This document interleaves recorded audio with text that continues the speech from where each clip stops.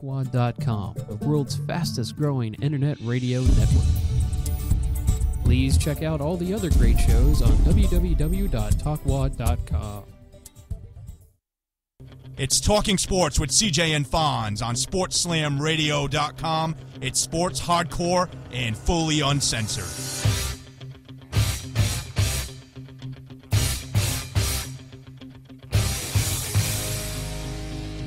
Good evening, everybody, and welcome to Talking Sports with CJ on this February 27th night. SportsSlamRadio.com. Hope you're all watching.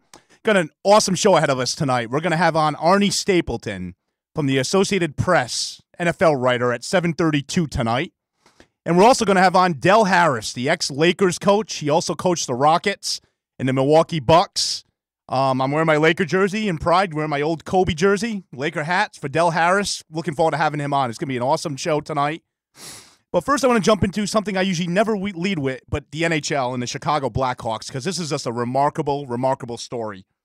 They're 16-0-3, 19 games unbeaten to start the season without a regulation loss. That is freaking mind-boggling, just amazing. I mean, I just can't believe how the start they're off to. I mean, they're not doing, the way Kane's playing, Patrick Kane, Jonathan Toews, Hossa, the goaltending, the penalty kill. This team is not doing anything wrong right now.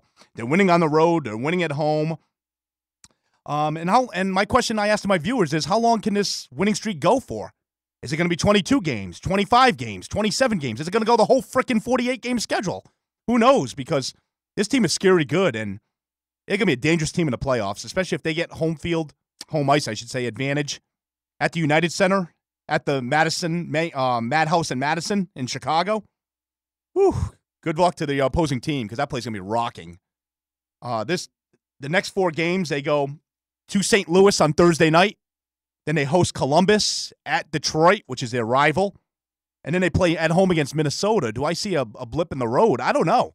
I think they could go those 4 games. So I don't know when the streak is going to end. I mean, eventually they're going to lose 1 or 2 games. I mean, it's going to happen. I mean, no team is perfect. No team is going to go the whole season without losing a game in regulation. It's not going to happen. The one thing that surprises me, though, is even their backup goaltender, Ray Emery, unbeaten in 8 starts. I mean, and this is an amazing statistic, too. The Blackhawks are 10-0-3 in their last 13 games and 1-goal games. Games that decided by 1 goal. They're winning under pressure. They're winning big games. They're winning games 5-0. I mean, this team is just winning, and I don't know how long it's gonna last. They've earned 35 out of the possible 38 points. So the Blackhawks on a freaking roll. Detroit better be careful. Vancouver, all those teams out west, and it could very well set up for a Chicago Blackhawks Boston Bruins final this year. I mean, I can see that happening because the Bruins are doing great out east. Another thing I want to get into my intro, what happened today, is Alex Smith. We've seen him get traded from the 49ers to the Chiefs. The Chiefs cut Matt Castle. Is it good for Kansas City? Definitely. This is a good trade. Now they number 1 pick in the draft. They don't have to take a quarterback because Matt Barkley and Geno Smith, they're not number 1 type quarterback. So this is a good move for the Chiefs. All they had to give up was a 2nd-round draft pick this year. I believe it's a 34th pick. They also had to give up a pick in next year's draft. I believe a mid-rounder. So good trade for the Chiefs. And one more note I want to talk about NFL today. We found out Jamarcus Webb, the Bears' left tackle, was arrested on Sunday for drug paraphernalia.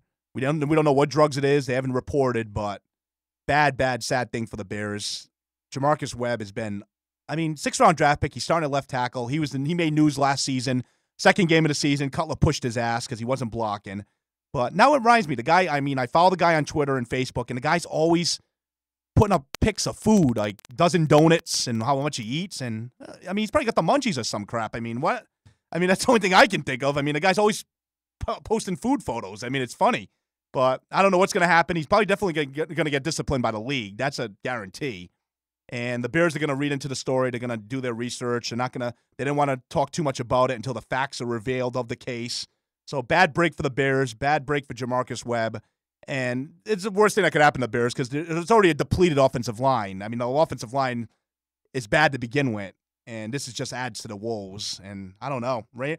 Phil Emery's got one hell of an offseason to decide what he's going to do with fixing that offensive line because I don't know if Webb's going to be there for at least a couple games. So time will tell with that. But we're also going to get into tonight. We're going to talk about the Miami Heat's winning streak. We're going to get into some Daytona 500 talk. And we're also going to get in. We never talk about UFC on this show, MMA. And I don't know if you saw the pay-per-view on Saturday night, but Ronda Rousey, what an amazing athlete she is. I mean, main events, the armbar she put that other girl, Carmouche, made her tap. I mean, she's a tough SOB. And, yeah, I mean, maybe DOB or whatever you want to call it. Can't say SOB. But but in the meantime, we're going to get Arnie Stapleton on the phone. He's the Associated Press NFL writer. We're going to talk about some NFL offseason things that are happening right now and maybe things that are going to occur in the next few weeks with the draft coming up soon and free agency. So big time for NFL for all you football fans. So we're going to get him on right now. And I love talking NFL. Hello, Arnie. Yes. Hi, it's CJ from Talking Sports with CJ tonight. How are you? I'm good. How you doing? Good. Big fan of the NFL. You write for the NFL, so this is a fun time to be an NFL fan with the offseason coming up, the free agency, the draft. Great time to be a fan. Yeah, it is. We recently saw the Patriots restructure Tom Brady's contract last couple of days. I want to ask you, how does this affect Joe Flacco's contract negotiations with the Ravens? And do you think Flacco's worth the money his agent is going for? Oh, I certainly do. That's, I don't think Tom Brady's deal is going to affect Flacco at all. Brady it's a little bit of a misnomer, because it seems like Brady took a kind of a hometown discount, but, in reality, he gets a $30 million signing bonus payable over 3 years. So $57 million overall in the contract that runs out through the 2017 season. So, and it frees up money, cap space. Yeah. And I think, Flacco's, he's in line for $18 to $20 million. I mean, the contract that Brady has works well for Brady and the Patriots. The contract that Flacco's going to get is going to work good for Joe Flacco and maybe not so good for the Baltimore Ravens. Just because of the way it's got to be structured, they're going to take a huge cap hit. Right. But what they were able to do with Brady in New England was kind of a win-win, where he gets this huge bonus up front, and then the cap hits a lot lower, and that allows them, frees up like $15 million in cap space to go and add the kind of weapons that he needs to finally win another Super Bowl, because it's been since 2004. That one of the greatest, if not the greatest, quarterbacks in National Football League history has won a title. So I think they're going all in with their chips. But that's not going to affect Flacco's deal one way or another, or anybody else's deal for that matter.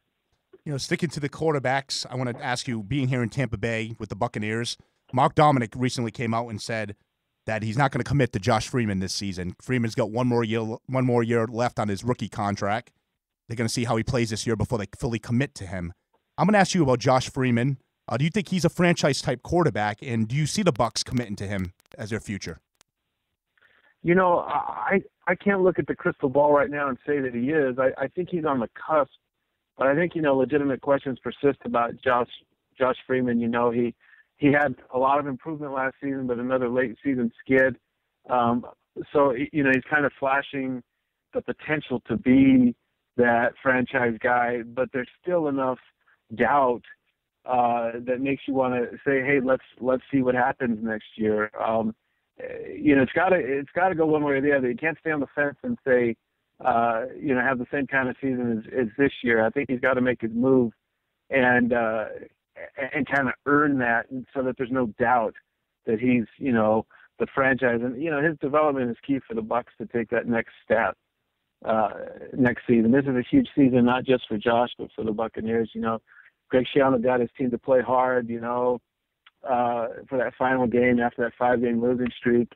But I think Josh, he needs to be consistent, because, he's close to being an elite quarterback. Whether he makes that step or not that's kind of the toughest step to make. I think we've seen Joe Flacco make that step. Right. I agree. Now the question is, can Josh do it? And, in years past, a couple years ago or the year before that, they could say he didn't have the weapons. Like Mike Williams was not a number one, but now he has Vincent Jackson.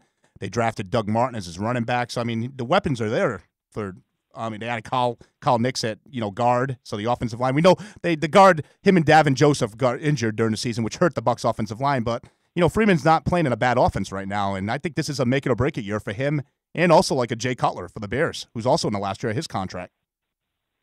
Absolutely. The funny thing is, once you get those weapons, the pressure actually tightens on the quarterback. You think it would be the other way around, that the pressure's on the quarterback when they don't have the weapons, and you're kind of out there. You have to carry the franchise. It all depends on your shoulders.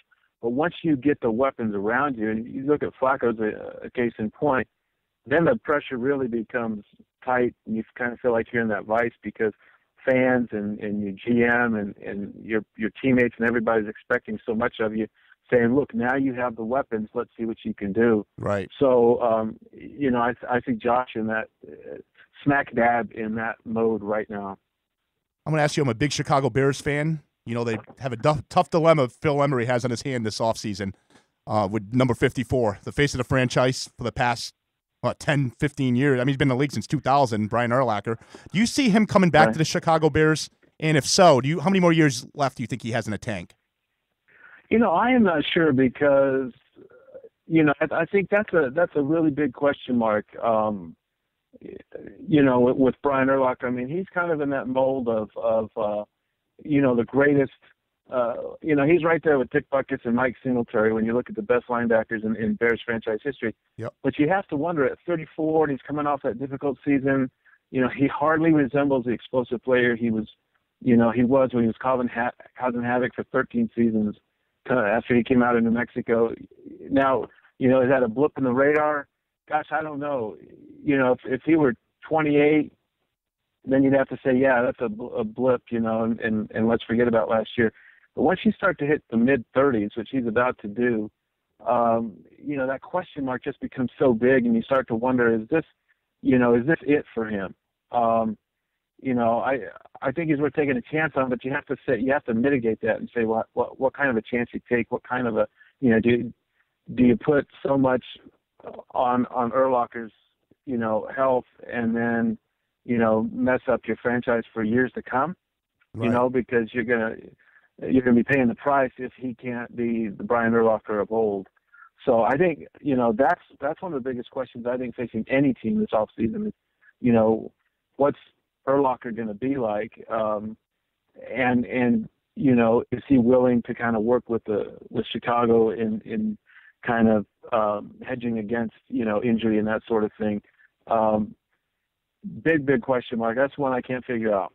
And how does he fit the defense? Because as we know now, he's played in the Tampa 2. Lovie Smith has always ran the Tampa 2 defense since he's been head coach in 2004 and then Rod Marinelli ran it.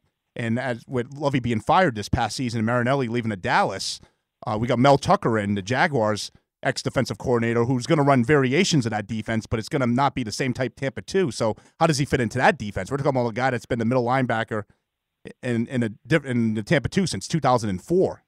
Right, and how much they change schematically with that defense is going to be a big thing. They've ranked among the league's best under Lovie Smith year after year after year, and so when you make that move, that also plays into it. You have to kind of project. Not only do you project Urlacher's health and return to elite status, but you project how is he going to do with the different schemes that we're going to implement, and a lot of it is a guessing game. Right. But these are smart guys, and I think Mark Trestman and Mel Tucker will have to come up with some answers, and then hope that they're right. Moving right along we were just talking about Rod Marinelli going to Dallas. We saw Monty Kiffin getting hired by the Cowboys as the defensive coordinator, replacing Rob Ryan.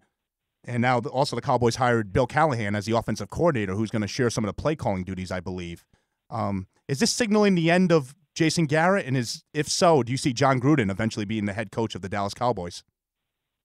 If this is signaling the end of Garrett, I wouldn't put it past Jerry Jones to go after Gruden. I mean, he loves the glamour signings. He loves the Hollywood, attention that the Cowboys get, and you really haven't gotten that with Garrett. I mean, they've gone 2 straight 8-8 seasons, 3 years in a row without a trip to the playoffs, and so I think because Garrett had such a history with Jerry Jones that he's kind of getting this extra chance that Jerry wouldn't give just any other coach right now. And so, how much Garrett is willing to give up. I mean, that's his big thing is play calling, but it hasn't worked out.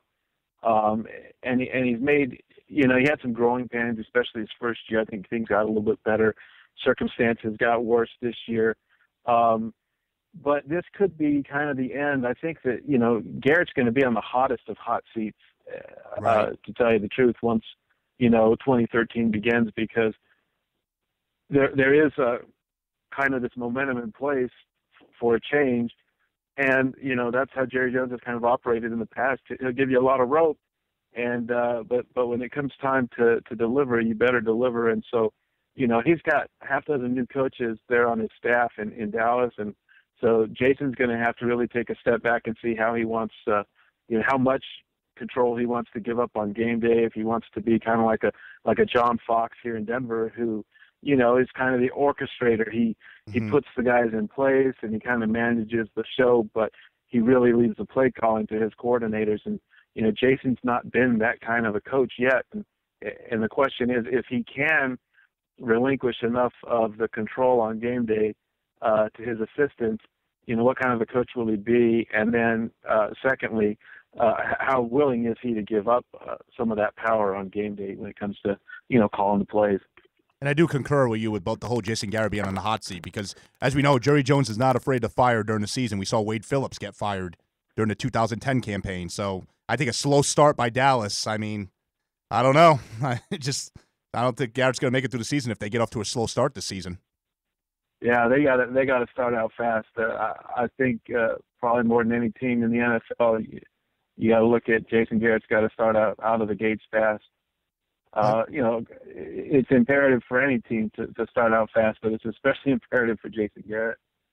We're with Arnie Stapleton tonight, AP writer, NFL writer for the Associated Press. Sticking with the NFC East, we saw RG3 go down with a gruesome knee injury during the wild card game against Seattle this past January. Rumor has it his rehab's going very well. He's way ahead of schedule. Do you see him playing on opening day for the Washington Redskins? I wouldn't put it past him. I mean, he came back probably sooner than he should have this year. Obviously, at the end of the season and played, given all this time off, and I know that Dr. Andrews says he's doing well. He's the kind of guy that's going to be hard to slow down, and so he'll burst through his rehab with the same passion that he, slices through secondaries, as he scrambles and runs. But I think the big question is going to be not so much if he starts the season, but if he finishes the season, because as great as he was at times last year, you kept going back to, like Steve Young says, is like, hey, you know what, you've got to dial it down a little bit.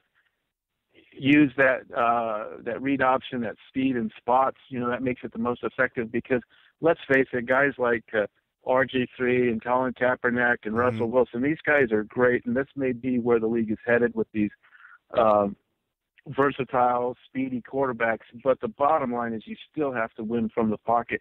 You have to be a pocket passer to win a championship, because you need to be a pocket passer to stay healthy. Right. Now you can add in all this other stuff, but the bottom line is, look at Tim Tebow. He was kind of the beginning of that read option craziness, and of course he didn't have the accurate arm to keep him in a starting role, unlike a guy like Russell Wilson, who's got great hips and has a fantastic accuracy. Colin Kaepernick, fantastic accuracy. RG3, great accuracy. But the bottom line is, I think that all of those guys need to dial back just a little bit, just for their health's sake, because when you become a runner, you lose the quarterback protections.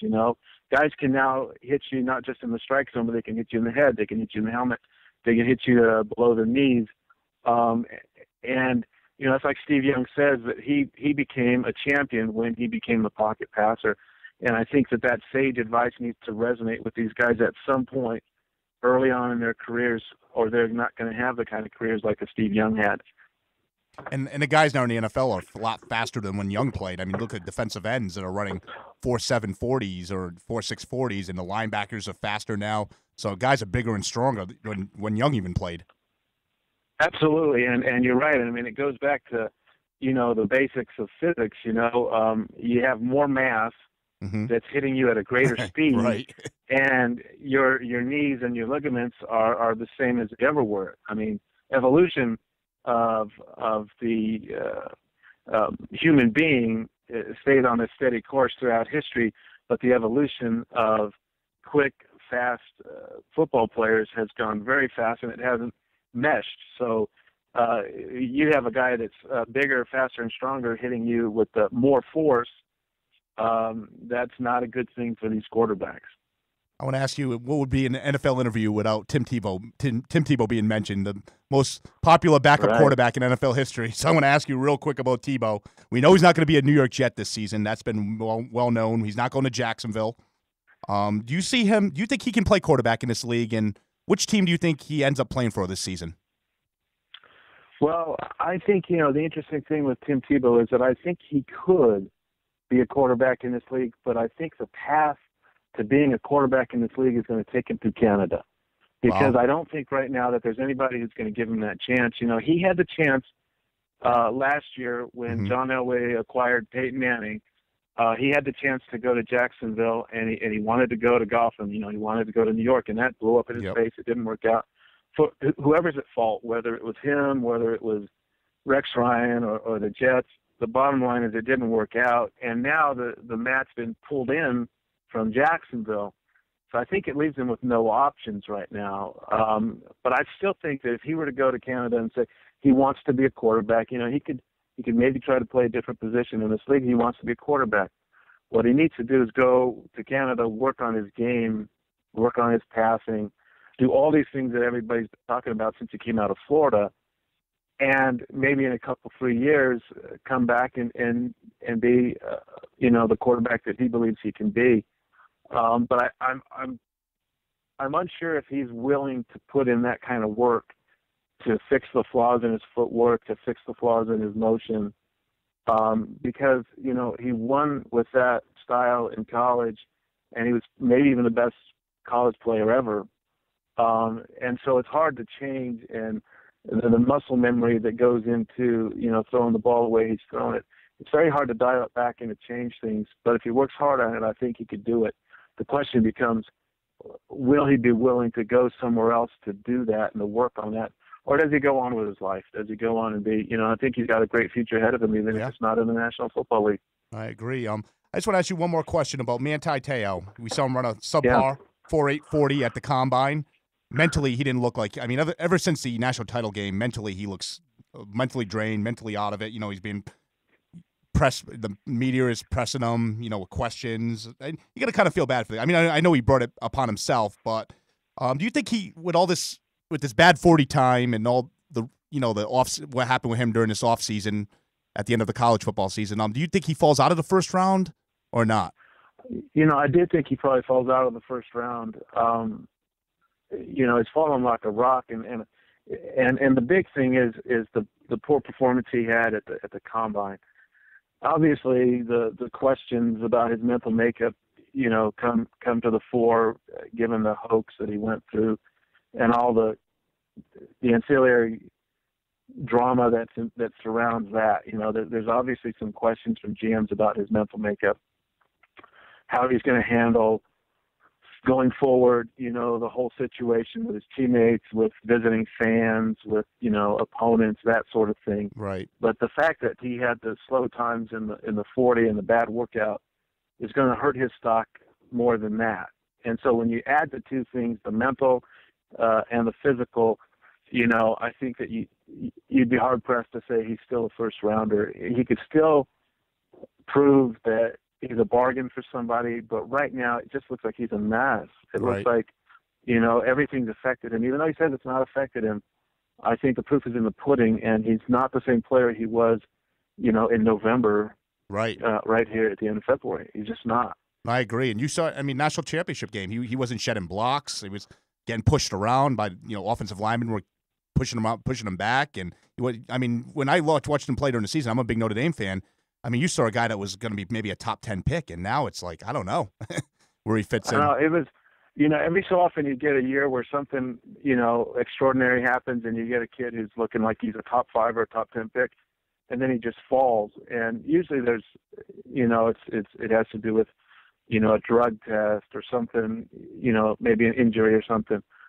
This is a mystifying fall. I mean, you look at what happened. I mean, there's no mystery to why he's falling, but the fact that he's fallen so far is what's mystifying. But back in November and whatnot, I was thinking this kid could be, in the top handful of picks, and now you look and you say, gosh, there's just no way. He could be a bargain for somebody, but he's really going to have to have a good pro day at Notre Dame to kind of make up for some of this ground that he's lost. I agree, Arnie. Well, Arnie Stapleton, it's great to have you on the show tonight. I love talking NFL, and I love what you write. I've read your AP stories, and it was great to have you on the show tonight. Hey, anytime. I appreciate you taking time to talk to me, and I'd love to talk to you anytime in the future. Oh, we'll definitely get you on. When we get towards training camp and maybe before the start of the season, we'll definitely love to get you on again. Just give me a shout. I love talking football. Oh, thank you, Arnie. Me too. My favorite sport. I hear you. All right, you have a good night, and we'll talk to you real soon. You too. Take care. Thank you, Arnie. That was Arnie Stapleton, NFL writer for the Associated Press. Great interview. A lot of NFL topics. I just can't wait for the season to end. I already missed football. Can't wait for September already. But like I said, the draft coming up, free agency. Football never stops. It's always fun. But great interview. Enlightened us about Tim Tebow. What's an interview without Tebow, though? Everybody loves Tim Tebow. Most people. So we're going to get Del Harris on at 8:05, but I want to jump into some NBA. We see the Miami Heat now. They are looking more stronger than ever right now. We're talking about a team that's won 12 in a row. Are they better than last year? I think they are. I mean, this team is peaking, and they're gelling more because you look at Bosh, D-Wade, and LeBron. This is their third season together. So this team is, they're getting associated, they're getting comfortable playing with each other. We saw them last year win the finals, and this team's even better. And you look at what LeBron's doing. I mean, he's this past month shooting 64% from the field, and he's just putting on. I mean, he's closest thing to Jordan right now. I used to always say Kobe was, but I think it's LeBron now. This is their third year, like we said. They're easily dominating teams. They dominated the Oklahoma City Thunder on Valentine's Day. They dominated the Chicago Bulls last Thursday night. Those are good basketball teams they're dominating. In their last 10 games, the Heat are averaging 116.9 a game, and only allowing just 98.9. That's mind-staggering right there. And nobody has beaten them this year. Nobody's beaten them easily. I mean, teams are not dominating them. The only time they've been blown out, I noticed, was early on in the season. They got blown out a couple times by New York, but that was really early in the season. And Miami, nobody wants to play Miami right now. There's not a team in the East, I think, that can match up with the Miami Heat. Maybe if D. Rose goes back to Chicago and comes back this year, possibly. And I don't think there's a team in the West. Well, we saw what they did to Oklahoma City. Do the Spurs have a chance? No. Denver? No. I mean, none of those teams. So the Miami Heat, I'm saying it right now, they're going to win the finals. I think LeBron gets another MVP trophy. So nobody's beating the Miami Heat. Moving on to the Daytona 500 from this past weekend. We saw Jimmy Johnson win his second Daytona 500. The biggest story, though, was Danica Patrick. She was the first woman ever to lead a lap, she was an impressive showing. I believe she finished ninth. No, she finished eighth. I'm sorry. She led for 5 laps, which is impressive for a woman to do that, especially at the Daytona 500. We're talking about the Super Bowl of NASCAR. But, and what surprised me was Jimmy Johnson, a great driver, but first time in 6 years he's won the Daytona 500. And he hasn't finished higher than 27th in the past 6 years. So for him to come in, take the biggest race. But like I said, Danica, she won a lot of respect from a lot of people. What she did this past weekend and the weekend before, winning the set pole. No woman's ever done that. So just an impressive showing for Danica Patrick and for NASCAR. It was big for Daytona 500. They need her to succeed. She doesn't have to win the Daytona 500, but she needs to succeed and have a top 10 finish for NASCAR to look for ratings, because people want to see Danica. Moving on right along now to, we were talking about Manti Te'o with Arnie Stapleton just now about his subpar 4.840, which was 20th among linebackers, that's slow. You talk about linebacker, you're talking about offensive linemen that are running 4.640s now. The kid from Oklahoma ran a 4.640. A linebacker should be running in the 4.5s at least. For him to run a 4.8 and finish actually 26 out of the linebackers, that's not good. And does he fall out of the first round? I don't know. I mean, he's going to fit in somewhere, but like Arnie was saying, he's going to face a lot of pressure. Opposing fans, players are going to let him have it. I mean, his own teammates are probably going to let him have it. This kid is not going to ever get past this. This is always going to stay in his life, no matter if he plays 10 years in the league. He opted not to do the bench press at the combine, all the 60-yard shuttle run. So this kid is just mentally beat, and I don't know. I don't know how it can carry in the season. I don't know if I was a team, if I'd take a chance on him. I mean, Todd McShay had him going 20th to the Bears. Please don't take him. I don't want him on my football team. Like, mentally, he's not there, and I don't think he can play at this level right now. I just think this whole dramatic situation that happened in his life just ruined him. I mean, physically, mentally, and emotionally ruined this kid. And it's too bad. But like I said, he brought it upon himself. I really did. Maybe he didn't know about this, but come on. He really brought it upon himself, and it all started his subpar performance, like we said, in a national championship game against Alabama, and now a subpar combine. So I don't know what's next from Manti Te'o, but time will tell. I also want to talk about the restructuring of Tom Brady's contract. The contract extension actually lowers his average base salary, but it does create cap space, like Arnie Stapleton said. So this frees up some money. But in the long run, Brady's the winner in this whole contract situation. It doubles the guaranteed money owed to him over the next 5 years. So guaranteed money in the NFL, that's what it's all about. Contracts are not guaranteed, most of them, the full amount. So for him to get double that. And this is good for Brady. They can surround him now with weapons.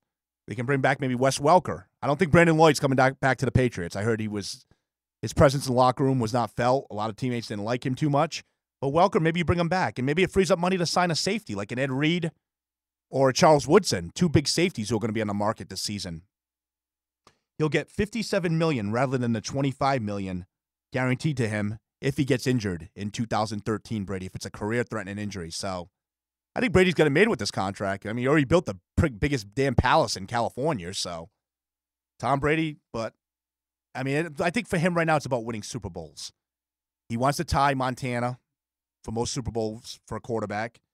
And, I mean, he's come close. He's been knocking on the door the last couple of years. We saw them losing the AFC Championship this past season to the Ravens, the year before, losing to the Giants in the Super Bowl. And then the year before that, having the best record, and the Jets going in and upsetting them in the divisional round. So, I mean, they're right there, the Patriots. And Gronkowski's injury was huge this season. And even in the end of last season when he got hurt, and he was playing hurt in the Super Bowl, Gronkowski's a big weapon. So with him coming back, I think the Patriots will be back. And it's good for Brady to restructure his contract and try to bring back Wes Welker, because I think they need Wes Welker. I really do.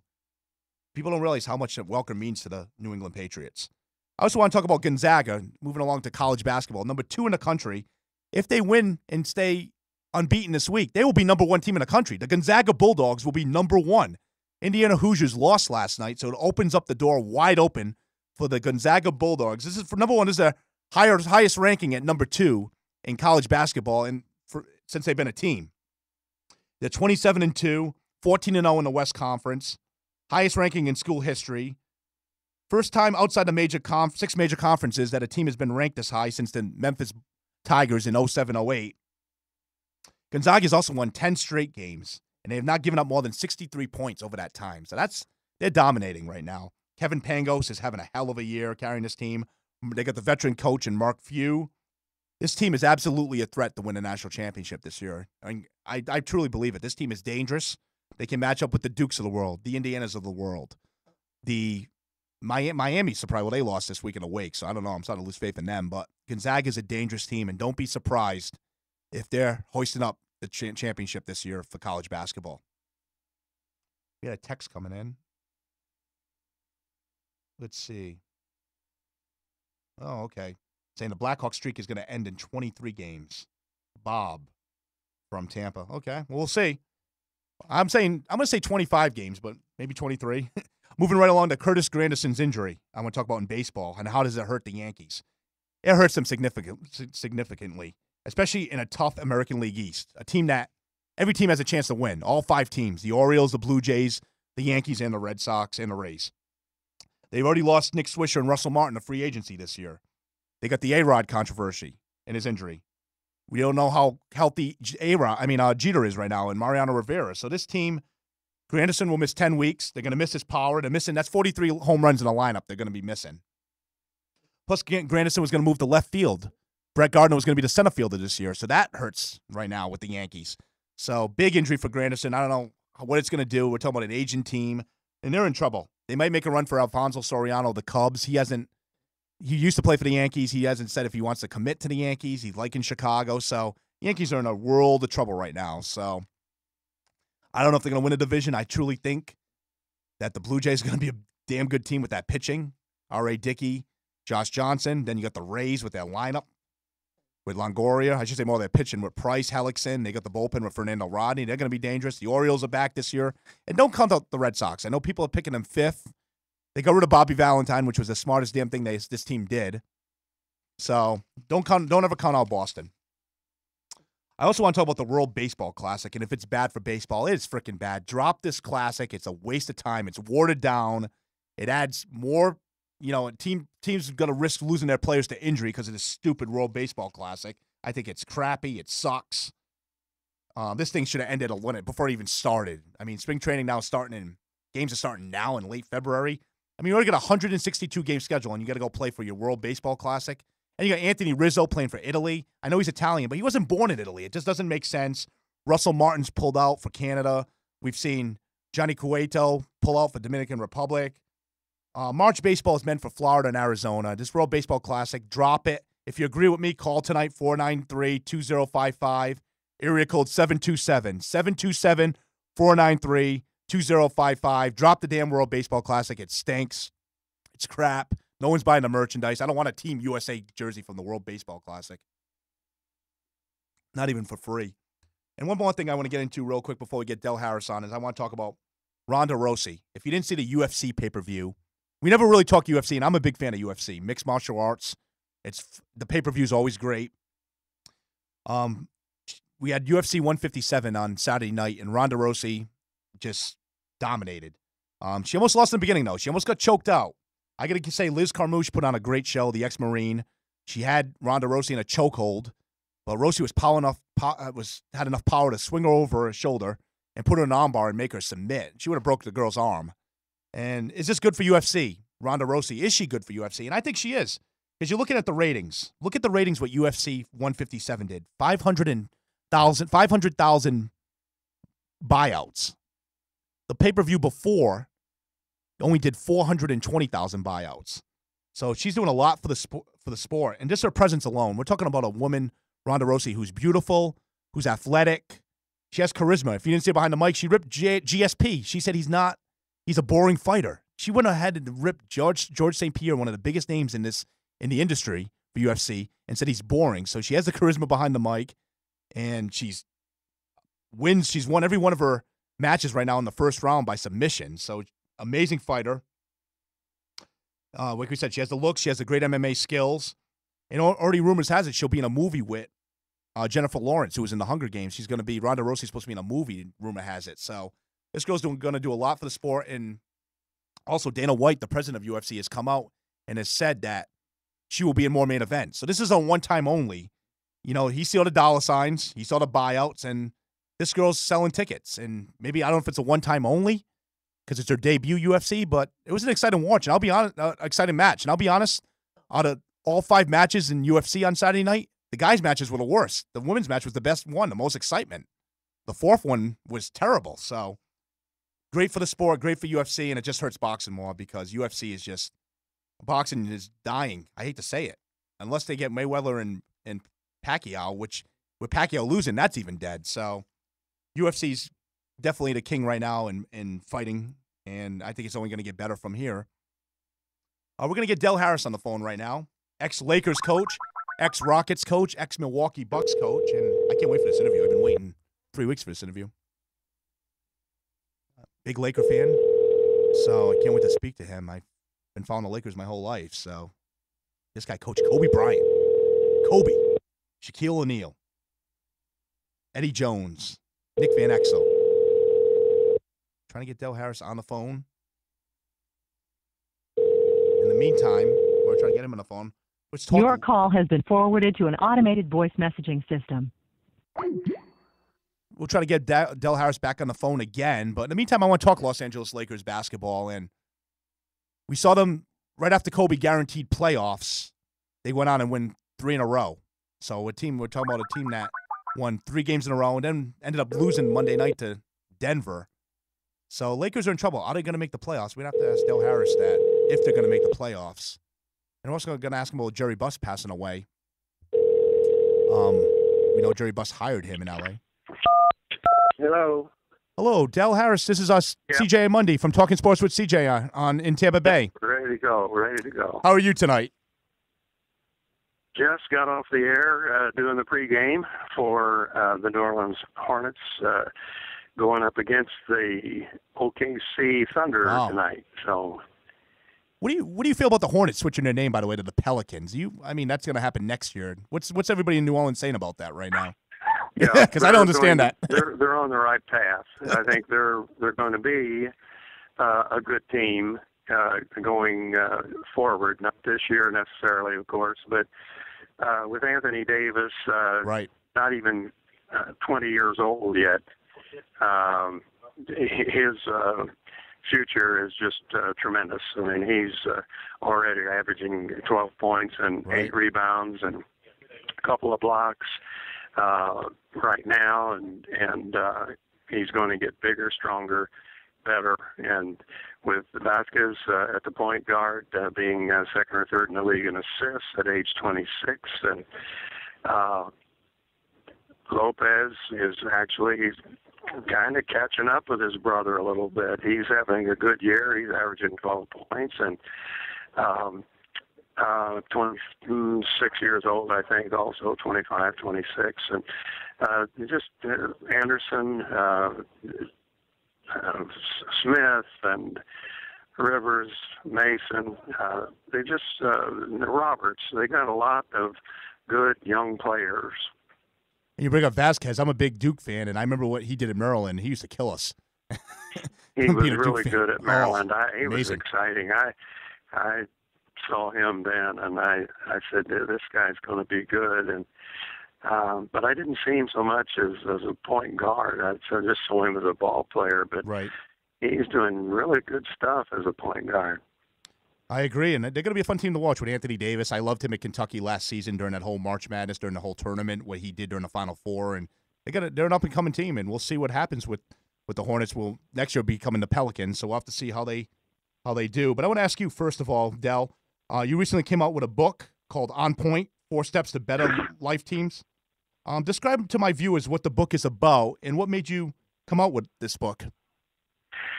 Well, the book is mainly, I'd say, about how to be a better teammate as much as anything, and on your life teams. Now, we're all part of a life team when we're born, and then as we go through school, we may be on sports teams, but ultimately we're probably going to have our own team, and we're going to be on life teams at different places where we work, and civic organizations, churches, whatever. And we all want our life teams to be good. And what I have is a selection of a lot of sports stories, and I translate them into everyday life, and then I support references as well. And what it does is just show that it's not always about being the leader. It's been 56,000 books and a little more written on leadership. This one is about how to develop your influence quotient as a role player on your team, with the potential of being on point as a leader when it's necessary or when it's appropriate. But as you know, if everybody is fighting to be the leader, that kind of goes against the grain of a team concept. Right. Whereas on a team, if the leader respects the role players' contributions, and the role players not only respect the leader, but the contributions of one another, then you have an opportunity for a championship-type of team. That may not end up winning a trophy, but what you will end up with is the best kind of relationships that you can have on your various life teams. You know, and the first thing that came to my mind when you just said that, it was Michael Jordan, what he did, respected his teammates, what he did with Steve Kerr and all those guys that were maybe not the most talented guys in the world, but he, gave them the ball in crunch time, John Paxson, It made them better players, and they respected him as a leader. So Jordan came to my head when you were talking about that at the end. Well, the fact is that sometimes the best talent doesn't always win or doesn't always have the best result in any area of life. Right. There's a lot of talented people in our prison, as a matter of fact. Mm-hmm. So talent is a little bit overrated, whereas team play can never be overrated, and that's not only the case of what you're talking about with the Bulls, where they did it with team play. There's a lot of other examples of that I give in the book as well. Most recently, you have the Dallas Mavericks in 2011, who did not have the best talent, but ended up having the best team play, and Miami, our current champion, learned from that, and this past year, I thought, put together a much better team effort than they had the year before when they lost to the Mavericks. I agree, and they look scarier than ever now, Miami. 12 in a row. I don't know if anybody can beat them this season, boy. LeBron is just in a zone. Well, I'll tell you what, it should get down probably to them and then whoever puts on the best team performance out here in the West, where there are 3 teams at least or maybe more actually, but definitely San Antonio, Oklahoma City, and the Clippers are all putting together pretty good team performances. And then a dark horse, Denver, also is doing the very same thing. I want to ask you, speaking with the West, we're going to stay with the West. Your first NBA head coaching job was with the Houston Rockets from 79 to 1983. You took them to the 81 finals against the Boston Celtics. What do you remember most of that 81 Rockets team, and what was it like coaching against a legend like Larry Bird and the Celtics and his team? Well, first of all, let me just say anybody that is interested in that book, you can get it on Amazon.com or BarnesandNoble.com quite easily. And if I have a pencil, a pen to write something down, there's a website that explains the book and everything as well, and has a direct link to Amazon and Barnes & Noble, and the website is www.onpointlifeteam.com. Of course, On Point being the title of the book. But to answer your question, I had a lot of experience in coaching against Larry Bird. The first game I ever coached as head coach with the Rockets was in the Boston opening night, his rookie season. And they, when they announced him, some guy down on the floor opened up like a bag and let a white dove out, and he flew right to the top of the ceiling, and I thought that was kind of an omen. Yeah, it turned out to be. And then that same year, I coached against Bird and the Celtics in his first ever playoff game. Now in the East. The next year, we were in the West, and we played against him in his first ever championship playoff game. And then ultimately in the 80s, my teams played against him 4 different times in 7-game series, twice with the Bucks, twice with the Rockets. So I got to see plenty of him, and unfortunately came up short every time, but they had a great team. He was a great player. Yeah. He was just amazing. Just the way he made his teammates better. And I grew up in New England. I actually grew up in New England as a Lakers fan, which I don't want to admit too loud during the whole 80s rivalry.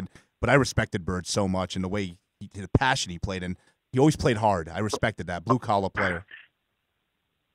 Well, I had a good experience with that particular team. That's no team since then, over 30 years, has been the last team in and gone to the finals, or had a sub-500 record and gone to the finals. We were 40-42, but we finished strong and changed the lineup to where we had a Twin Towers effect. It wasn't called that at that time. It was before the Twin Towers, but I had Moses Malone and Billy Paultz playing the double post system with Robert Reed, Mike Dunleavy, and Tommy Henderson as a starting five, and then our great sixth man, Colin Murphy. And we just had a wonderful series throughout. We beat the defending champion Lakers, who would go ahead and win it the next year, but not this year. Nope. And then got the Bruise brothers from San Antonio with George Gervin, the great George Gervin, got them in 7 games, winning 3 of them in their court, and then knocked out the Kings in 5 games and went 6 games with the Celts before folding up. But it was a great run. And then you coached the Milwaukee Bucks in the East, like you were saying. You would coach players like Paul Presley, Jack Sikma, Terry Cummings, Ricky Pierce. You had the Bucks as a playoff contender, but do you think playing in the late 80s against, the Detroit Bad Boys, Michael Jordan's Bulls were starting to come on, becoming a serious contender? Do you think running into those teams, do you think that's what hurt the Bucks from being a serious contender in the East? Yeah, well, we were a serious contender, there's no question, but we just never got to the finals because that was a time when, like right now, you got the West kind of loaded up. Back then, the East was loaded up, and the West wasn't. I think in the 80s, the only teams that played in the finals were the Lakers and the Rockets. But in the East, we had to defend against the Celtics and Sixers, and then later, as you said, Detroit and Chicago. We played 500 ball with Detroit all those years. We were the one team that was able to do that, and we had in the 80s the 4th best record in basketball behind the Lakers, Celtics, and Sixers. Don Nelson coached more of the 80s than I did. I joined him in 1983 and took over in 87. So and 87, 88, 89. But we were kind of underestimated. Most people would find that, hard to believe. But having the 4th best record in the 80s, right. Simply because we were overshadowed. And I hated those bad boy teams. I mean, they were great, those Piston teams, but being a Laker fan, when they swept the Lakers in '89, I was not a Lane Beer fan or Isaiah Thomas. They were great players, but I just could not Chuck Daly was a heck of a coach, and I just could not like the Pistons, though. Maybe it's because being a Laker fan. We beat them in '88, but '89, they swept us, and that was Kareem's last year. So, but they were a great team, Detroit. I mean, back-to-back champions. They were quite good, and like you said, they were a team, and they were well coached, no question about it. Now, moving on to you, my favorite time as you being a head coach was with the Los Angeles Lakers, and I'm actually wearing my Kobe Bryant jersey tonight for this interview. So, you coached you first of all. Before we talk about Kobe and Shaquille, you coached the Lakers. Was it 94 to 99?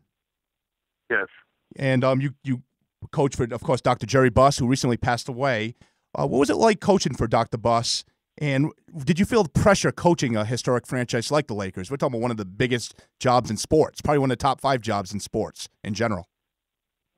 Well, yeah, it surely is. It probably equaled about any in any sport, but well, there's just the pressure is the same, and that doesn't matter whether you're in a small market, big market. It's all the same, and in fact, pressure on a coach at high school or college or pro level, it's all pretty similar. You want to win, and your brain doesn't register that, hey, this is more important because it's NBA or more important because it's D1 instead of D3. Your brain just doesn't perform that way. So, as far as the Lakers go, they were in the lottery the year before I went there. A lot of people don't remember that. That's the only time they were ever in the lottery. So we won in my 4 years there as 4 full years. We won 48 the first year, and I was coach of the year in the NBA. Then the next year, 53. The next year, we got Kobe and Shaq and won 56. And the next year, my last full year, we won 61. But in those last 2 years, Kobe was just 18 and 19 and was not a starter for us at that time. But was a very good player for us, for a young kid, and was, showed signs of what he has become, averaging 7 points and then 15 points. But he was, much smaller, say, than Garnett or LeBron was when they came right out of high school. But probably the toughest thing was that Shaq missed 52 games those 2 years, 32 the first and 21 the second. Yes, I do remember that. We're still able to win 56 and 61, in spite of that. So then the next year was the lockout, and that's the one that did me in, because when we started play in early February, when Shaq came in, and he was well out of shape, not having played much. Right. In those days, he didn't play in the summer, and so here we didn't start till January, so he wasn't really ready to go. And Robert Horry came in with a part murmur and was not able to perform early, and Rick Fox sprained his ankle early on. So we went 6-6, and they brought Rodman in and moved Dell out. Yeah, I couldn't believe that. That I didn't understand being a Laker fan. But I want to ask you, it's been very well known, the tension between Kobe and Shaq. Did you see that tension early on between those two superstars? No, really, not at all in my brief time there, because, while one could assume that in the future that they would be kind of, in competition for the question to be answered, whose team is it, or who are we going to get to do this commercial, is it going to be Kobe, is it going to be Shaq, and that sort of thing. But that wasn't the case at that point, because I brought Kobe along slowly, not only for his benefit, but because, in fact, at that particular time, when he was just 18 and 19, Eddie Jones was an all-star, and Rick Fox was our glue man on the defense, as well as an adequate offensive player. And it was hard for Kobe at his size at that time to guard the bigger threes. There were certain threes I could put him on, and then the twos.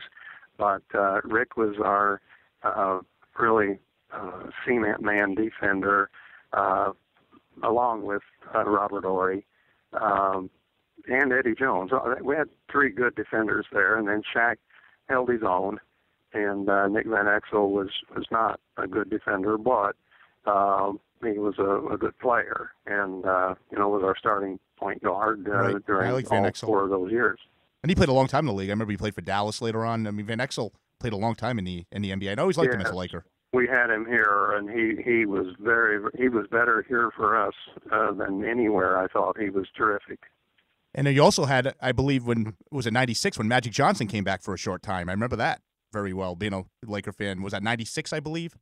Yes, it was. Mm-hmm. And I would tell you can go to the internet on YouTube and Google Magic Johnson's last comeback, or Magic Johnson with the Lakers 1996. Mm-hmm.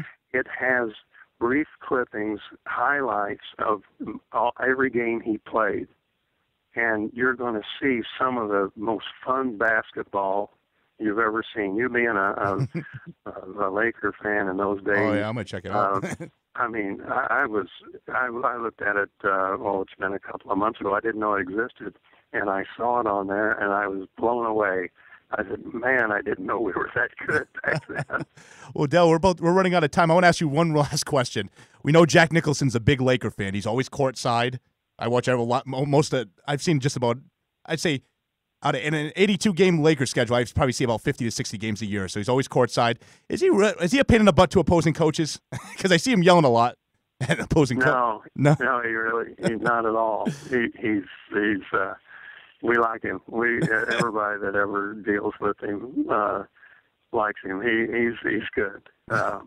In fact, when I coached the Rockets, they were shooting terms of endearment in Houston, and he came to our games and sat courtside. Oh wow! He's a good guy. Well, Del, I want my viewers definitely check out Del Harris's book, On Point: 4 Steps to Better Life Teams. I appreciate you coming on the show. I've been looking forward to this interview, and I would love to get you on again because there's so much more I want to ask. No problem. You can just call. You did a good job. Thank you. Oh, yeah. Thank you very much, Mr. Harrison. You have a great night. You too. Thank you. Well, that was Dell Harris, an awesome interview. Ex-Lakers head coach, and it's great to have him on. And next week we're going to have on Vince Ferrara, who will be talking college basketball. He's from Knoxville, Tennessee. He works radio there. He'll be talking March Madness with us, which is coming up soon. So I'm CJ Mundy for SportsSlamRadio.com, talking sports with CJ. Have a great night.